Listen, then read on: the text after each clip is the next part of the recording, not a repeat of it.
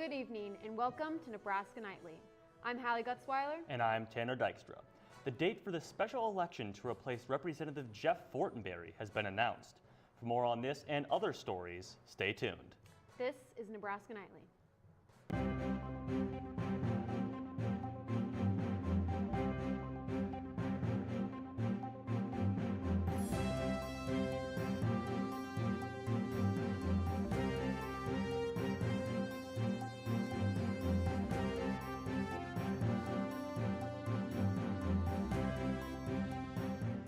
Live from the University of Nebraska College of Journalism and Mass Communications, this is Nebraska Nightly.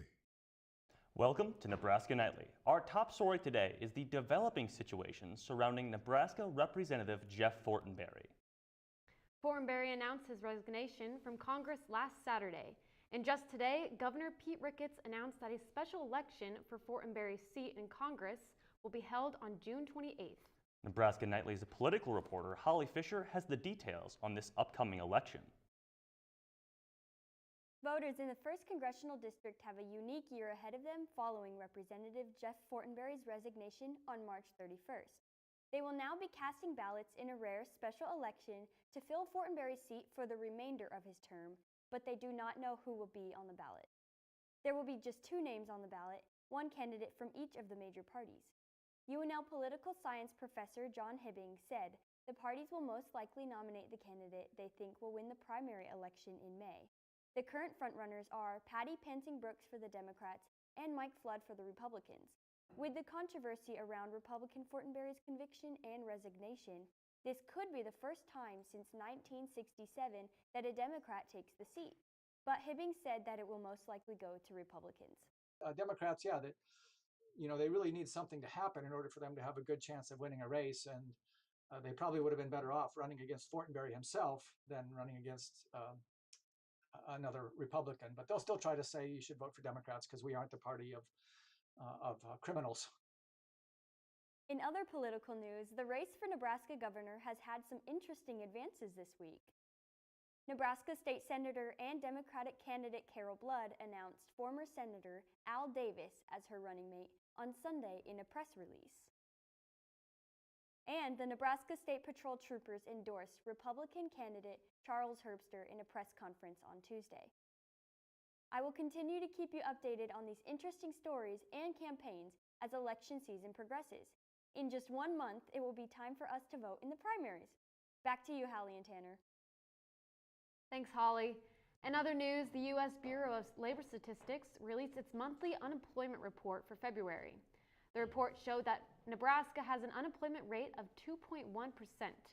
This means that the state is tied with Utah for the lowest unemployment rate in the country. For reference, the overall U.S. unemployment rate for February was 3.8%. Bureau stats also show that Nebraska has the highest workforce employment rate in the country, with nearly 68% of Nebraska residents aged 16 and up being employed.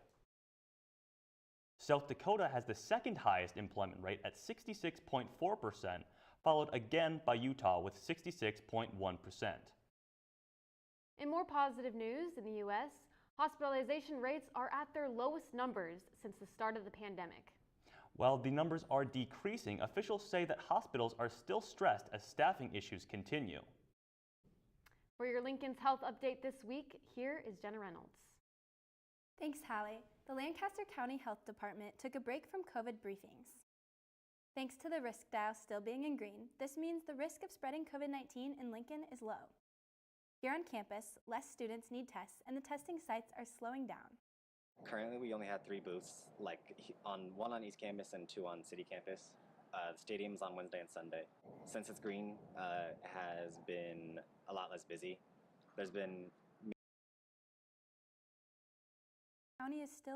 While things are going well here, the county is still encouraging residents to get vaccinated and will hold more vaccine clinics throughout April. The next available clinic is in the morning on Monday, April 4th at the Lincoln Lancaster County Health Department. In other vaccine news, the FDA announced people 50 and older, as well as certain immunocompromised individuals, are now eligible to get their second booster shot. For more information on the clinics, you can visit covid19.lincoln.ne.gov. Back to you guys at the desk. Thanks, Jenna. Well, spring weather can always be unpredictable, especially when it comes to temps and precipitation. Student meteorologist Michael Amankwa tells us how recent weather differs from weather at this time last year. Well, good afternoon, Lincoln, and also happy April Fool's Day. The weather certainly has not been fooling us. In fact, our highs today pretty much around average with 62, and however, our lows this morning were a little bit below average, but then again, nothing too much to worry about. At least we're not dealing with lower 90s set back in 2003, or we all remember our record-breaking cold temperatures that we experienced earlier last year with a low of 17 degrees. We're going to go ahead and switch over to what we could expect over the next week, precipitation-wise. This model has our outlook for what we can expect for the precipitation coming for the next week across the U.S. This model paints a picture of having most of the rain totals accumulating for portions of the Great Lakes, the Midwest, and especially down into the Deep South, where they could be experiencing 4 to even 5 inches of rain over the next 7 days. However, for our area, we're expecting at least maybe half to maybe a quarter of an inch rain that we could be expecting. How much rain can we expect to get? More on that in your 7-day. Thanks, Michael. When we return, we'll take a look at that 7-day forecast.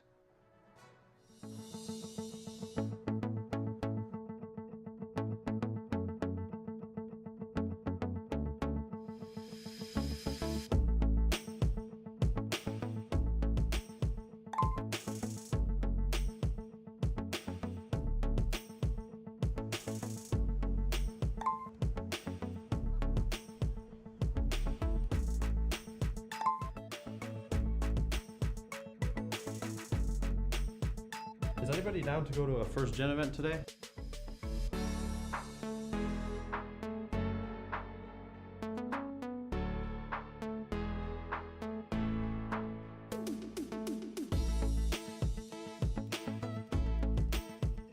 So what do you think?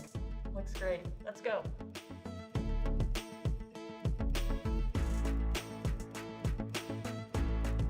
Welcome to First Generation Nebraska.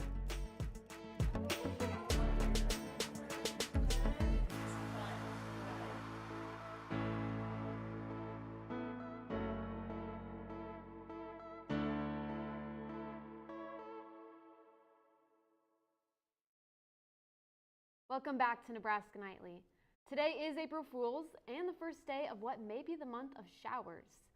Meteorologist Jessica Blum has more for this upcoming week. Thanks, Hallie. Currently, right now, outside it is mostly sunny skies, but those conditions are quickly going to change over the next hour and a half, in fact. But 62 degrees was our high today. Winds are out of the southeast, building in those higher temperatures. About 10 to 20 miles per hour. If we look and expand the picture to across the country, though, I want to point out a couple of things that are going to be impeding the area in the next few hours, including this boundary that's going to move eastward into our area. Currently, it's really terrain driven. It's driving a lot of snow in the western parts of Nebraska, but as it moves into our area, we're predicting temperatures to stay warm enough to just produce rain in our area. And then even off on the west coast, you can see another system will eventually be moving into our area, and that'll affect us on Sunday, but more on that to come. Tonight, as I said, a lot of those rain chances are actually going to start here in a little bit. Around 6 o'clock is what we're forecasting for this rain to hit our area. It's been coming up from the Kansas border so far. Our overnight low is going to be at 35 degrees with winds out of the north at 15 to 25 miles per hour, keeping those temperatures pretty cold with a wind chill. If we move into Saturday, though, those temperatures do have a chance to rebound, in fact, right back up to about 61 degrees, mostly sunny skies as those clouds move out for a little bit, but winds will stay out of the northwest at 10 to 20 miles per hour. Saturday night will be the only night for the foreseeable future to actually have clear skies and a low temperature of about 38 degrees, with winds being pulled by a low pressure system developing out of Colorado to be out of the east-northeast at 5 to 10 miles per hour. But Sunday is when those rain chances return back to the forecast as we look at afternoon showers, and winds will be breezy out of the south, switching to be out of the north later on, so this 65 degrees will dip down to be a lot lower as the day goes on. But backing out to our 7-day forecast, you can look at there is rain everywhere to be found. April showers are definitely going to be bringing Mayflowers this year. So rain chances on Monday with a high of 60 degrees. Rain chances Tuesday, Wednesday, and Thursday actually, in fact, with highs actually going to stay in the mid to upper 60s until Wednesday into Thursday night. And then we'll shift to be a little bit clearer on Friday with hopefully a rebound in temperatures and be back to 60 before you can forget about it. That has been your 7-day forecast. Back to you guys at the desk. Thanks, Jessica. In campus news, a university forensic science program is using a property to host mock crime scenes for students to use in class. Jill Lampkins has more on the story. Thanks, Tanner. Students in the University of Nebraska-Lincoln's forensic science program are using a property located on the far north corner of East Campus to conduct investigations. Knocked over chairs, fingerprints, and bullet holes. What may look like a scene from Criminal Minds is only just a setup. Several students in the forensic science program study this mock crime scene property in different courses offered throughout the course of their undergrad. We try to work it in literally any place that we can so that we're fully utilizing the property.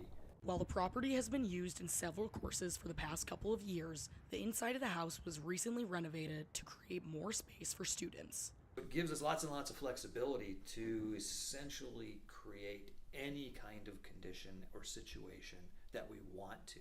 Students encounter various areas as part of the investigation. Reed Knutson, a senior forensic science major, walked me through his process. You carefully look through, examine what you think is evidence, what needs to be carefully avoided, and you do that with an alternative light source like this and a pair of glasses. This allows you to carefully make sure that you're not going to step on any evidence that's on the floor, and it also allows you to examine the scene for what needs to be collected priority, what will be collected later on in the process, and what you can define as evidence. Students are assigned to specific roles of interest and work in teams to investigate the different environments set up throughout the property. You just unleash them into a space, and you sort of, how do they initially approach that is fun to observe, because we can talk about it as much as we want in class. We can show pictures, we can show diagrams, but until you're actually in it, you don't know how you're going to really react. The forensic science unit is still working on additions inside the property. They're working on adding on to the second level and including more furniture to add to the challenge of a real crime scene. Thank you, Jill. Yesterday, the African People's Union held a talent show. Corey McCowan has more on the story. The African People's Union, which serves as the main Black governing student body at UNL, hosted a talent show that highlighted many talents of students here at the university.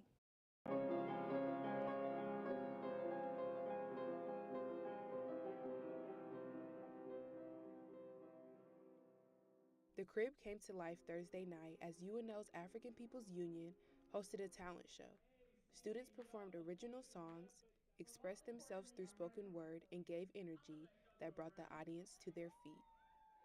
I created this event because I recognize that oftentimes we need some time to just be able to sort of socialize as Black students on this campus. I feel like there's a lot of talent, a lot of just hidden things and facets about the students on this campus that aren't expressed when we're in that academic setting. Dang organized the talent show. She recognizes the difficulty of individuals expressing themselves as Black students at a predominantly white institution. She wants to change that. I just wanted this to be an opportunity for Black students on this campus to recognize that they do have a space, and that in that space they can do whatever. They could be creatives, they could be loud, they could be quiet, they could be outspoken. They could really just do what their heart desires. And many students had the chance to do just that. Paris Henderson took second place with her explosive dance performance and got the audience to dance along with her.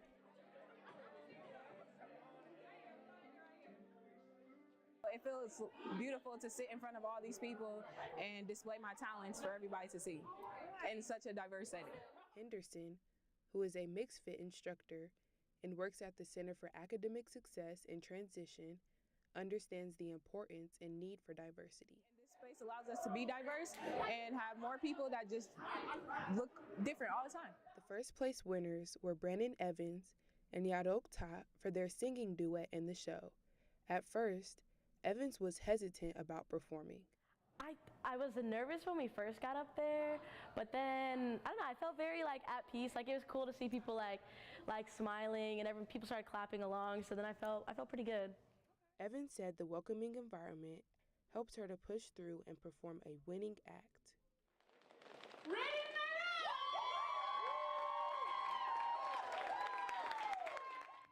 You know, it feels nice to have a safe space to be able to sing like that. Like I said, I was like very nervous about doing it because I wasn't sure how the vibe was gonna be. But I think it's very beneficial to like have a space where you can just like do whatever you want to do and like not be judged. APU's mission is to provide a non-judgmental space and serve as an advocate for the Black student body on campus. April 13th is their next study night, held in the food court rooms of the Union from 7:30 to 9 p.m. They are planning other events for the remainder of the semester, which all students on campus are welcome to attend. For Nebraska Nightly, I'm Corey McCowan. Another event that took place on campus was with renowned gymnast Maggie Nichols. Haley Ryerson has more. Thanks, Hallie. You may know Maggie Nichols from being a former collegiate national champion at the University of Oklahoma, or a U.S. National Olympic gymnast, or the Netflix documentary Athlete A. Not only known for her extraordinary skill as an athlete, but recognized for her testimony against Larry Nassar's abuse while he serves as the U.S. National Gymnast Team physician. She spoke in Lincoln this past week, hosted by UPC Nebraska, and Nichols told me what it meant to her to tell her story now. It's been a super great experience. I think just coming and speaking, telling my story, I really just hope to impact other people, spread awareness, and I think it's a super serious matter that needs to be talked about more. So I've really been enjoying it, and it's been a great experience for me. Awesome. Maggie is working on her master's in intercollegiate athletics administration at the University of Oklahoma, and as part of her studies, she is serving as the graduate assistant coach for OU's gymnastics team, wanting to make a positive impact for the next generation. Tanner, Hallie. Thanks, Haley. When we come back from the break, Marko Jerkovic will give us the sports rundown for this past week. Stay tuned.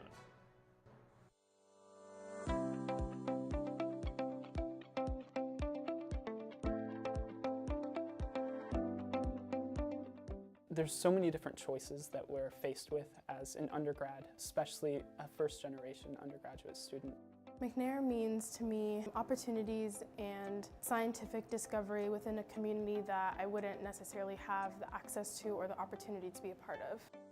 I definitely do feel that the Mcnair program has helped me a ton in preparing for graduate school. The most important thing that I learned from working with Dr. Harris and from managing my own research project within the Mcnair program is the idea of having a support system that can be with you in and out of the classroom as well.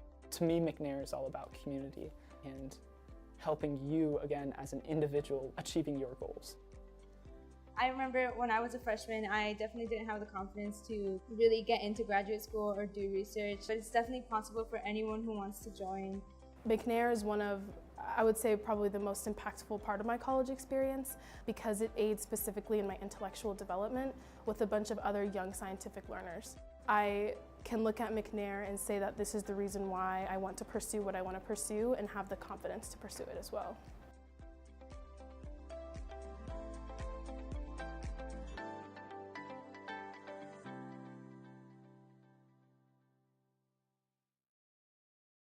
Welcome back to Nebraska Nightly. Marko Jerkovic has this week's Sports Blitz. Guys, it was a really busy week in Husker sports. We'll start with this. All-conference guard Sam Hybe has elected to return to Nebraska, to the Nebraska women's basketball team for her final year of eligibility. The soon-to-be fifth-year senior averaged 11 points and 4 assists per game this year.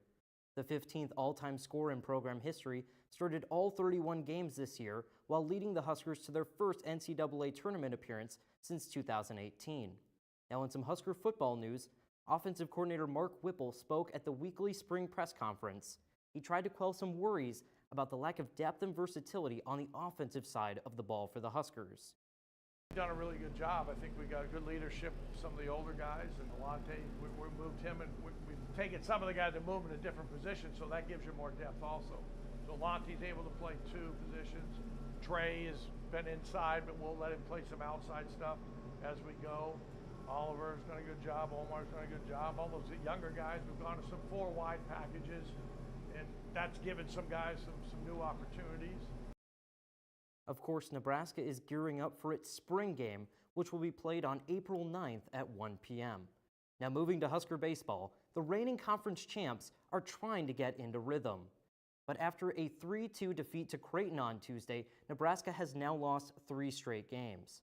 The team has returned to play this weekend, where they'll travel to Columbus, Ohio to face the Buckeyes in a 3-game series. First pitch for that game that starts today is at 5 p.m. Central Time. Now to Nebraska softball, who are on an absolute tear right now, having won 7 straight. The Huskers swept Michigan on the road to open up conference play. Then on Tuesday, the team defeated in-state rival Creighton 15-0. Sophomore infielder Billy Andrews is leading the charge with a nation-high 17 home runs. The Huskers are looking to continue their momentum this weekend when they host the Scarlet Knights. That wraps up the Husker Sports Recap. Back to you guys at the desk. Thanks, Marco. Hopefully it should be a warmer weekend to get out and watch the Huskers. Stay with us. We will be right back after the break.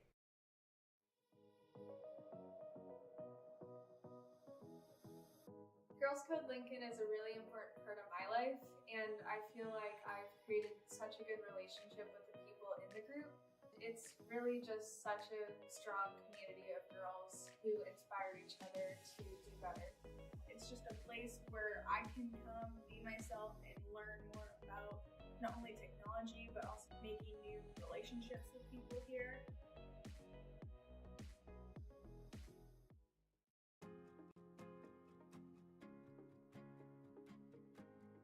There is a place for working individuals who want to work full-time and support their families to also pursue their dream, their educational dreams. So our graduates tell us that the program really broadened their perspective, and they learned organizational context. They also learned to be good followers, team members, leaders, and effective members of the organization.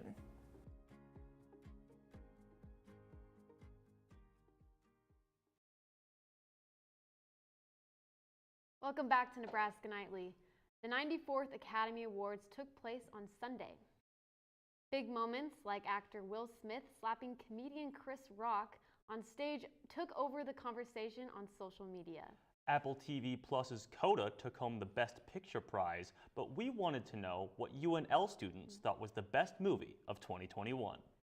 I gotta say, Pixar's Luca. I think it was a very new animation style that I think they took. It's very fun. Probably either Tick, Tick, Boom or Dune. I know those are both very basic, but I love Andrew Garfield, and Dune turned into a weird comfort movie for me. So probably Demon Slayer, Mugen Train. Very good animation. My favorite movie was Dune. I never read the comic books, but I'm a fan of Star Wars and sci-fi in general, and I really enjoyed that movie. My favorite movie last year had to be Candyman. I'm not really a horror movie fan, but I think the way that it was set up, it was kind of more of psychologically scary rather than jump scares, which I appreciated. My favorite movie was probably Halloween. I love the scary stuff, love me some Michael Myers, so yeah. I think my favorite movie that I saw it this year, but it came out last year, is probably Coda. I want to say it had the biggest emotional impact on me, and honestly deserved that Oscar. While there was a lot of variety in the answers, one movie reigned supreme. I think my favorite movie of last year was Spider-Man No Way Home. I really think that seeing all the Spider-Man come back was a great thing. Probably the Spider-Man movie. That was really good. I saw it with my family. Probably Spider-Man. Everybody loves Spider-Man. Every year it comes out, so the new one was pretty good. My favorite movie this past year was Spider-Man No Way Home. They had Tom Holland, they had Tobey Maguire, they had Andrew Garfield and Zendaya, so it's everyone, and I watched it 3 times. That's how much I liked it.